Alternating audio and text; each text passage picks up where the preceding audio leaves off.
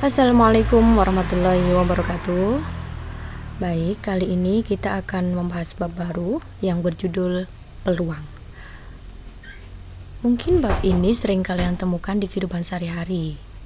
Ya, seperti kalau kamu mengadakan suatu pertandingan ya atau suatu perlombaan.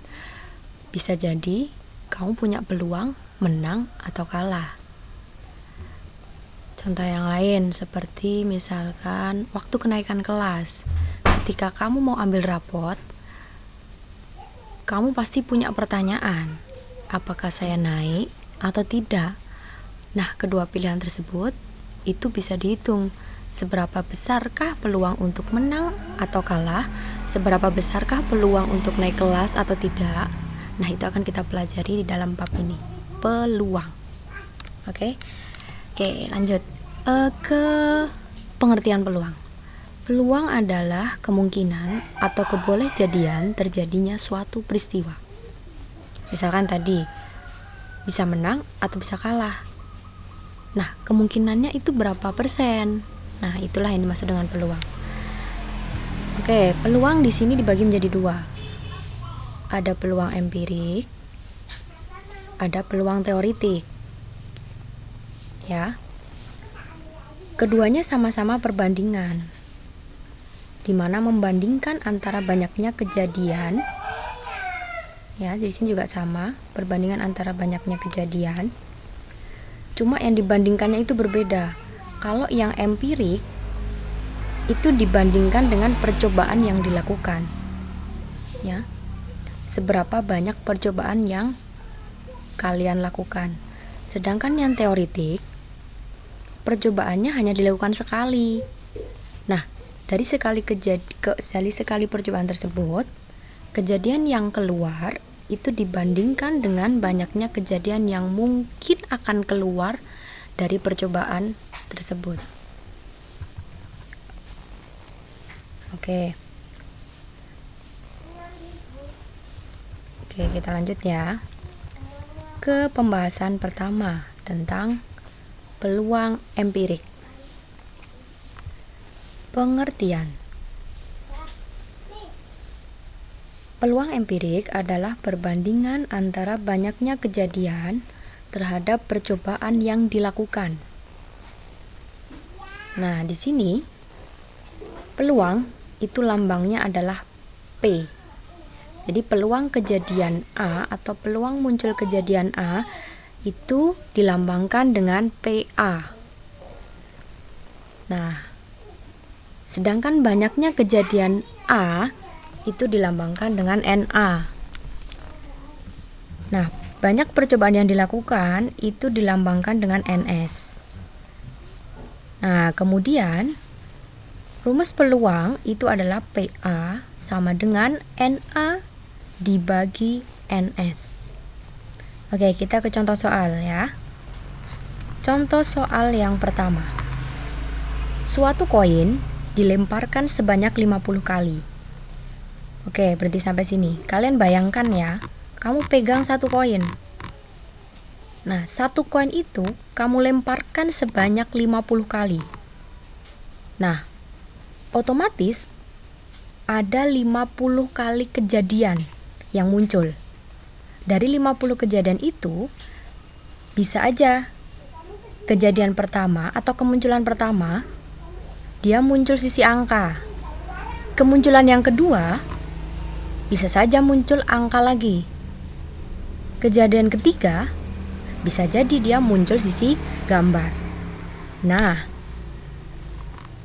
di sini soalnya, jika sisi angka muncul sebanyak 20 kali.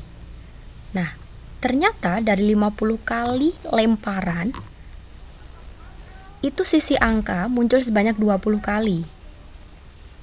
Nah, otomatis berarti sisi gambar muncul berapa? Ya berarti muncul 30 kali. Nah, pertanyaannya, tentukan peluang kemunculan sisi angka tersebut. Nah, kembali ke rumus yang tadi. Rumus peluang itu adalah banyaknya kejadian dibagi banyaknya percobaan. Yang ditanyakan adalah kemunculan angka. Kemunculan sisi angka sebanyak berapa kali? Oh, 20. Nah, diper atau dibagi dengan banyaknya percobaan. Tadi percobaan melemparnya sebanyak berapa kali? Oh, 50. Nah, jadi peluang muncul sisi angka itu adalah 20/50. Kalian sederhanakan. Jadinya 2/5. Oke. Lanjut ke soal yang kedua. Suatu koin dilemparkan sebanyak 100 kali. Oke, kita bayangkan lagi ya.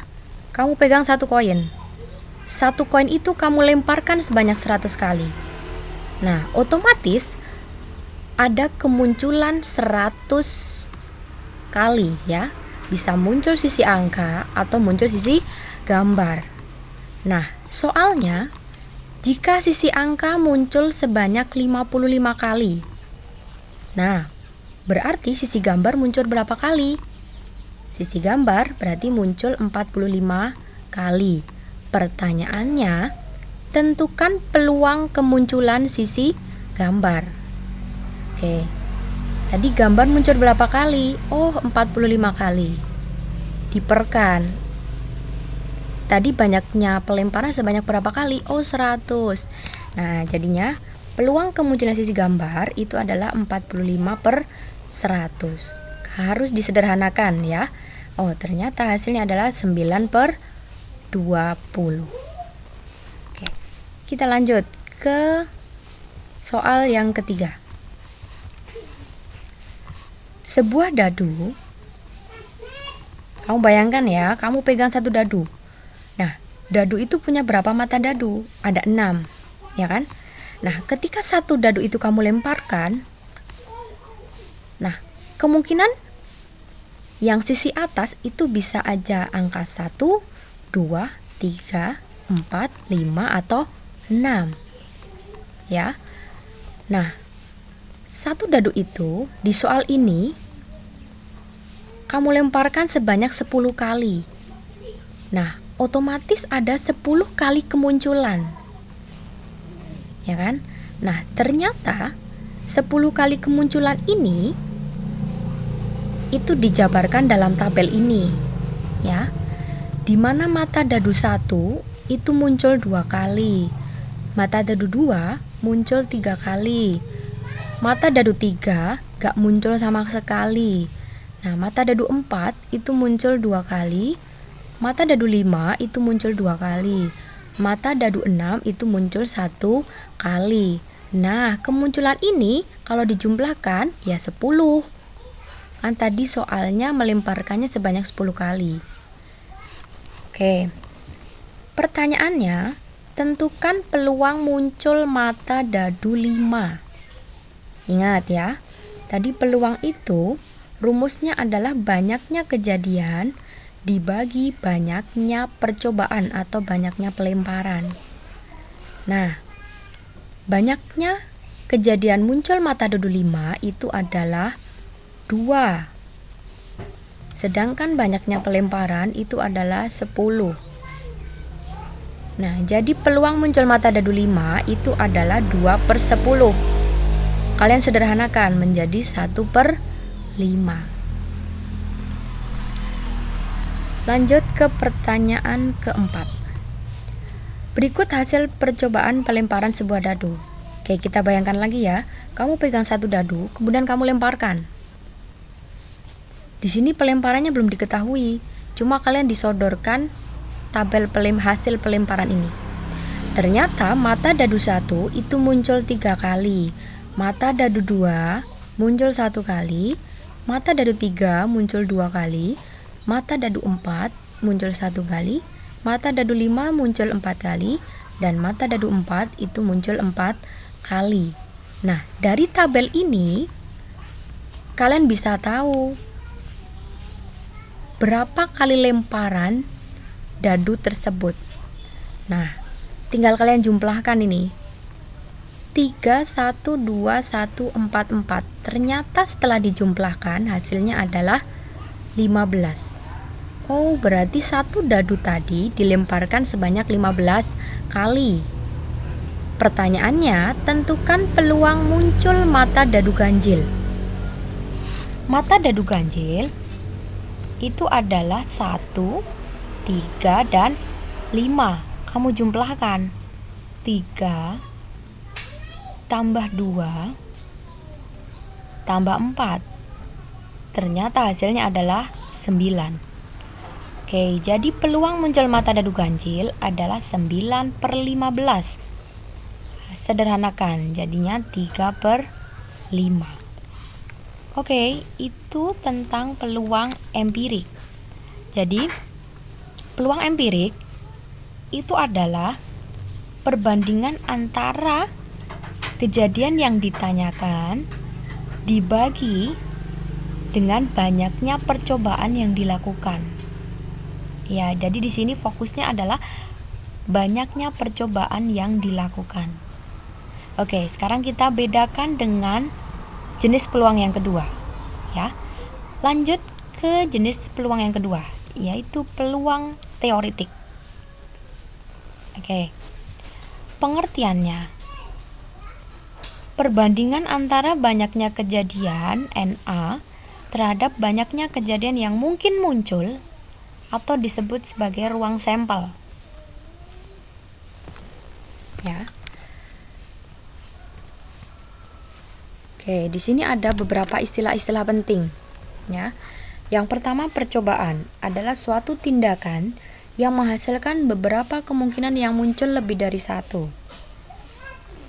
Ruang sampel adalah himpunan semua hasil yang mungkin akan muncul. Titik sampel adalah unsur-unsur yang terdapat di dalam ruang sampel. Sedangkan kejadian adalah bagian dari ruang sampel. Oke.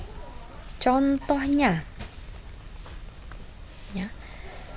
Di sini Ibu contohkan 2 percobaan ya. Ada pelemparan sebuah dadu, ada pelemparan 1 koin. Ya, kamu bayangkan. Di sini dadu, di sini koin. Oke. Pelemparannya hanya 1 kali ini ya. Pelemparannya hanya 1 kali semua. Oke. Nah, dalam pelemparan 1 kali dadu, kemungkinan yang akan muncul itu ada 6 ya. Ada 6. Kenapa? Karena bisa aja mata dadu 1 yang muncul, mata dadu 2, 3, 4, 5, atau 6. Nah, kemungkinan ini itu disebut sebagai ruang sampel. Nah, ini ya, ruang sampel sebuah dadu 6. Ya, titik sampelnya siapa aja? Yang mata dadu 1, 2, 3, 4, 5, atau 6. Nah, contoh kejadiannya banyak. Oh, kejadian muncul mata dadu 1. Kejadian muncul mata dadu ganjil, kejadian muncul mata dadu kelipatan 2, dan lain-lain. Oke, sekarang pelemparan 1 koin. 1 koin dilemparkan sekali. Sisi apa yang mungkin muncul? Ya hanya 2, sisi gambar atau sisi angka. Nah, kemungkinan yang muncul ini itu disebut sebagai ruang sampel. Ruang sampelnya berapa ini? Ya 2. Nah, contoh kejadiannya, kejadian muncul sisi angka, kejadian muncul sisi gambar. Oke, nah, kalau di peluang teoritik, itu ada yang namanya ruang sampel. Nah, ruang sampel ini adalah kemungkinan yang akan muncul dari suatu pelemparan. Beda dengan yang peluang empirik. Kalau peluang empirik, itu adalah dibandingkan dengan percobaan yang dilakukan, sebanyak percobaan yang dilakukan. Kalau di peluang teoritik, ini percobaannya hanya 1 kali saja semuanya. Oke, lanjut ya. Nah, kalau di peluang teoritik, berarti kalian harus tahu yang namanya ruang sampel dan titik sampel. Oke, sekarang kita pembahasannya. Bagaimana cara menentukan ruang sampel dan titik sampel? Di sini Ibu contohkan beberapa percobaan, ya, di mana nanti akan kita jabarkan banyaknya ruang sampelnya berapa dan titik sampelnya itu apa aja. Oke, percobaan pertama, pelemparan 1 dadu. Kamu bayangkan ya, kamu pegang 1 dadu, kamu lemparkan. Nah, kamu bisa tahu ya, kemungkinan yang akan muncul itu ada berapa? Ya ada 6. Bisa aja angka 1, 2, 3, 4, 5, atau 6. Nah, kemungkinan ini itu disebut ruang sampel. Banyaknya berapa? Oh, 6. ya. Oke, sekarang percobaan yang kedua, pelemparan satu koin. Kamu bayangkan satu koin, kamu lemparkan. Berapa kemungkinan yang akan muncul? Ya 2. Bisa sisi angka atau sisi gambar. Ya, ini banyaknya ruang sampelnya 2. Oke, sekarang pelemparan 2 dadu. Ya, pelemparan 2 dadu. Nah, untuk menghitung banyaknya ruang sampel, itu tinggal kalian kalikan. Oh, 2 dadu, 1 dadu itu 6. Satu dadu yang lainnya 6. Berarti 6 kali 6 berapa hasilnya? 36. Nah, 36 ini apa aja? Nah, cara mendata titik sampel jika banyak 36 seperti ini bisa menggunakan tabel salah satu contohnya. Nah, tapi kalau nggak banyak, cuma 6 atau 2, ya bisa saja kamu jabarkan seperti ini. Oke, menggunakan tabel. Nah, tadi kan dadunya ada 2 ya. Dadu pertama kita taruh sini, kemungkinannya 1, 2, 3, 4, 5, 6. Dadu yang kedua, 1, 2, 3, 4, 5, 6. Ini posisinya 2 dadu ya. 2 dadu kamu lemparkan sekaligus. Nah, kemungkinan yang pertama. Oh, dadu pertama bisa muncul angka 1, dadu yang kedua juga bisa saja muncul angka 1. Oh, kemungkinan yang kedua. Dadu pertama muncul angka 2, dadu kedua muncul angka 1, dan seterusnya. Ini semua kemungkinan ini bisa muncul ya dalam satu kali percobaan itu. Nah, itulah yang dimaksud dengan titik sampel. Jadi antara 4,1 dengan 1,4 itu berbeda. Kalau 4,1 berarti dadu pertama muncul angka 4, dadu yang kedua muncul angka 1. Nah, kalau 1,4 berarti dadu yang pertama muncul angka 1, dadu yang kedua muncul angka 4. Jadi 4,1 dan 1,4 ini dihitung 2 ya, nggak sama. Oke, lanjut. Contoh selanjutnya, pelemparan 2 koin. Kalian bayangkan ya, ada 2 koin uang logam, kamu lemparkan sekaligus. Nah, berapa banyak ruang sampelnya? Nah, 1 koin itu kemungkinannya 2. 1 koin lainnya juga kemungkinannya 2. Kalian kalikan, 2 kali 2, oh hasilnya 4. Ternyata ruang sampelnya itu 4. 4 itu siapa aja? Nah, bisa dijabarkan. Tadi cara yang pertama itu bisa menggunakan tabel, atau ada cara lain nih, kita bisa menggunakan diagram pohon. Oke, kalau pakai diagram pohon, nah karena dia ada 2 koin, nah ini koin pertama A gambar. Nah, sampai koin yang kedua ini juga dicabangkan lagi, angka gambar, angka gambar. Kalau koinnya ada 3, berarti ini masih cabang lagi sampai sini, angka gambar, angka gambar, angka gambar, angka gambar, seperti itu ya. Nah, ini cuma 2, jadi cuma 1, 2. Nah, tinggal dihasilkan.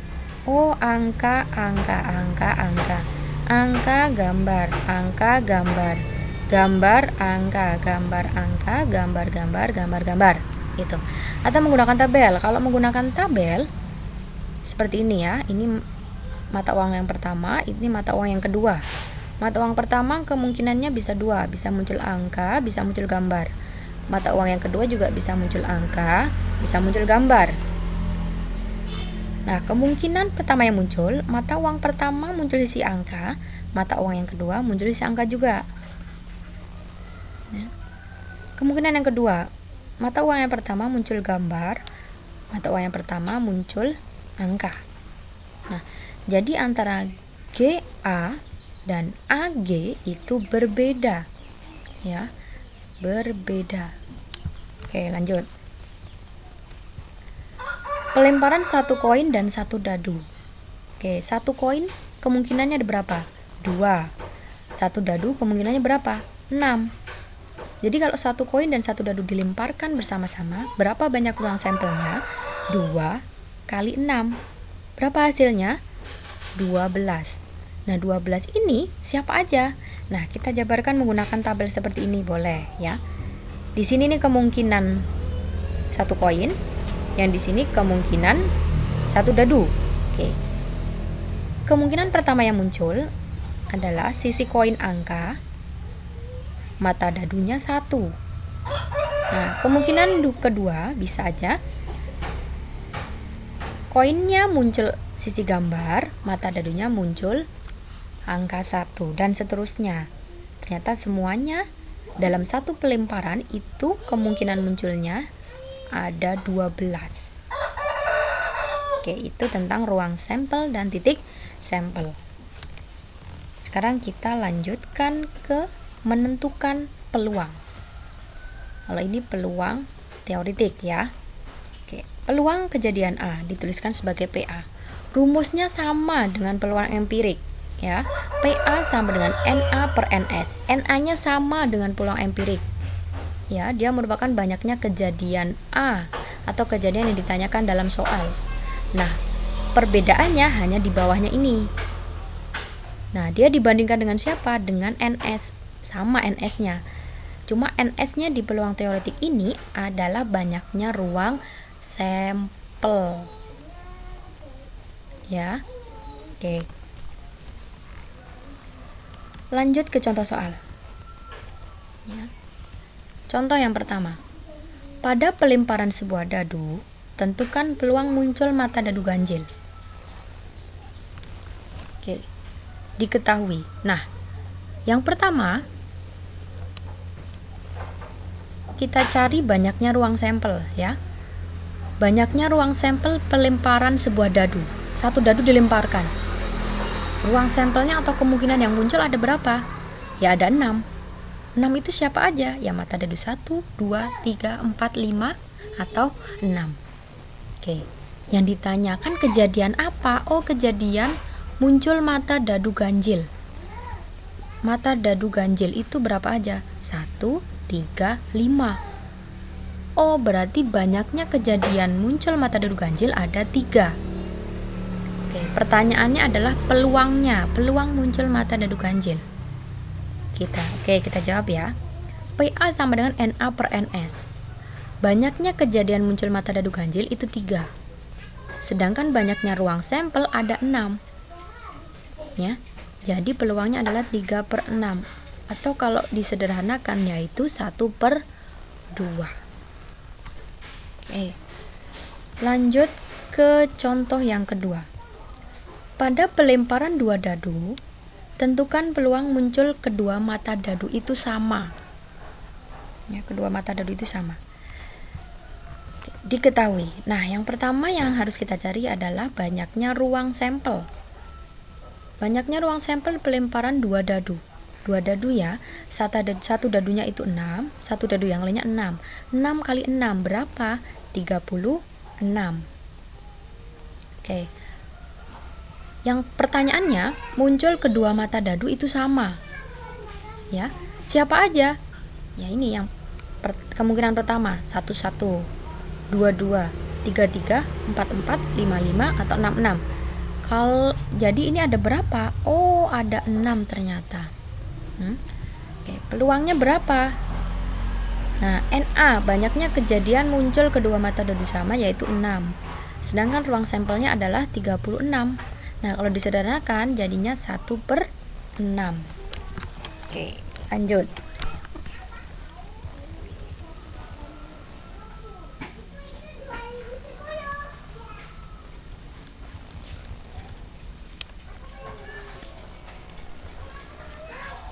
Oke, lanjut nomor 3.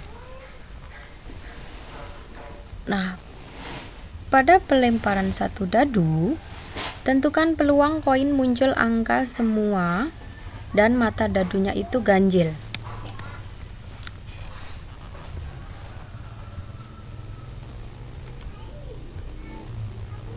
Oke. Nah, yang pertama harus kita tentukan adalah banyaknya ruang sampel ya. Banyaknya ruang sampel pelemparan 2 koin 1 dadu. 2 koin itu satu koinnya 2, satu koin yang lainnya juga 2. 2 kali 2 itu 4. Satu dadu itu 6. 4 kali 6 berapa hasilnya? 24. Nah, pertanyaannya adalah muncul koin angka semua. Koinnya itu, dua-duanya itu muncul angka semua. Sedangkan mata dadunya itu ganjil. Oke, siapa aja? Berarti seperti ini. AA1, AA3, AA5. Oh, ada berapa? Oh, ada 3 kejadian. Oke, berapa peluangnya? Nah, berarti peluangnya adalah banyaknya kejadian muncul angka semua dan mata dadu ganjil itu 3. Sedangkan NS-nya adalah 24. Nah, berapa disederhanakan? Yaitu 1/8. Oke, lanjut contoh soal yang keempat. Suatu kantong berisi 4 bola merah, 3 bola putih, dan 3 bola biru. Sebuah bola diambil secara acak dari dalam kantong tersebut. Nah, dari kantong nih, sebuah kantong, kamu ngambil bola. Nah, otomatis kan kita nggak tahu yang akan terambil itu entah warna merah, putih, atau biru. Ya. Nah, yang di sini yang ditanyakan adalah tentukan peluang terambil bola merah. Oke, diketahui. Nah, banyaknya ruang sampel pada pengambilan sebuah bola dari kantong adalah kalian jumlahkan semua bolanya. 4 tambah 3 tambah 3. Berapa hasilnya? Oh, 10. Nah, yang ditanyakan kan peluang terambil bola merah. Nah, banyak bola merah dalam kantong tersebut berapa? Oh, ada 4. Nah, ini peluang terambil bola merah berapa? Yaitu 4/10. Disederhanakan berapa? 2/5. Oke, lanjut contoh soal yang kelima. Suatu kantong berisi 5 kelereng merah, 3 kelereng putih, dan 2 kelereng biru. Nah, sebuah kelereng diambil dari dalam kantong tersebut. Nah, jika pada pengambilan pertama terambil kelereng merah, nah kelereng merah ini itu tidak dikembalikan ke dalam kantong lagi. Nah, pertanyaannya, tentukan peluang terambil kelereng putih. Oke, lanjut. Nah, banyaknya ruang sampel pada pengambilan kedua. Nah, tadi kan pengambilan pertama nggak dikembalikan lagi. Nah, jadi waktu kita ngambil yang kedua berarti sudah terambil 1. Nah, jadi berapa ruang sampelnya? Ya 10 dikurangi 1. Hasilnya 9. Nah, yang ditanyakan adalah peluang terambil kelereng putih. Nah, banyaknya kelereng putih berapa? Oh, 3. Nah, jadinya peluang terambil kelereng putih pada pengambilan yang kedua yaitu 3/9. Disederhanakan berapa? 1/3. Oke. Lanjut ke pembahasan selanjutnya, yaitu menentukan frekuensi harapan. Apa sih frekuensi harapan itu? Harapan munculnya suatu kejadian yang diamati dari sejumlah percobaan yang dilakukan.